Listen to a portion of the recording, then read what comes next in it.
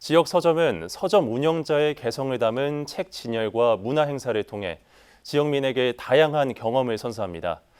때로는 잠시 머무다 갈 수 있는 공간으로 역사 체험장으로도 가능한데요.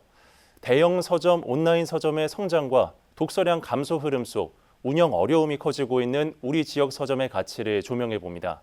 김현준 기자의 보도입니다. 빨강머리 앤이 반겨주는 하동의 1호 독립서점 시소. 공간은 작지만 대형 서점에서 볼 수 없는 독특한 책들이 책장을 채웁니다. 판매량이 아니라 자주 오는 손님 개개인의 취향을 설문조사 등으로 파악해 서재를 구성했기 때문입니다.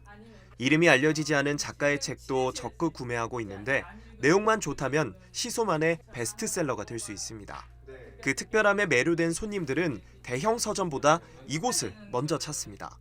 이번 접종이 오히려 오히려 병을 부른다. 경진관 옮겨놨나요? 네. 한근이면 됩니까? 주세요. 예, 그러면 주문해가지고 오면 전화 드리겠습니다.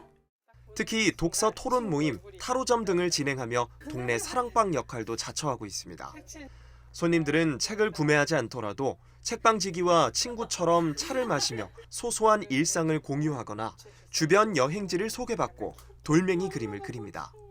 손님들은 책방지기와의 만남을 위해 서점을 재방문하고 이 과정에서 책을 읽거나 다른 방문객과 새로운 인연을 만들기도 합니다. 어떤 때는 막 여기가 좁을 때가 있어요. 시끌벅적하고. 장날 같은 데 경우에는 어머님들이 장 보고 가시다가 여름 같은 데는 다리 심하시면서 물 한 잔도 마시고 가면 기회는 이때다 싶어가지고 어머님들한테 동화책 같은 거 읽어줘요. 그러면 되게 좋아하셔요. 30여 년 전 경상국립대 앞 작은 책방으로 출발한 진주문고는 어느덧 진주를 대표하는 지역 서점이자 복합 문화 공간으로 성장했습니다. 현재 4개 지점이 운영되고 있는데 본점인 평거동에서는 작품 전시실과 북카페, 문화행사 공간인 여서재가 조성돼 있습니다. 시민들에게 이곳은 책이 급히 필요할 때 믿고 찾을 수 있는 중형 서점일 뿐만 아니라 문화를 향유하는 공간이기도 합니다. 큰애 문제집 사러도 자주 오고요. 또 2층에 가면 강연도 자주 하더라고요. 진주라고 하면 뭐 큰 대도시만큼의 뭐 어떤 인프라가 없다고 생각을 하는데 이런 작은 서점에서도 언제든지 서점은 앞으로도 사람들이 찾아오고 싶은 공간을 목표로 시설을 확충해 나갈 계획입니다. 책을 읽읍시다. 책을 많이 삽시다. 사주세요. 이렇게 접근하면 당연히 안 되는 것 같고요. 공간 자체가 매력 있는 공간으로 바뀌어가지고 사람들을 끌어당겨야 된다고 생각해요.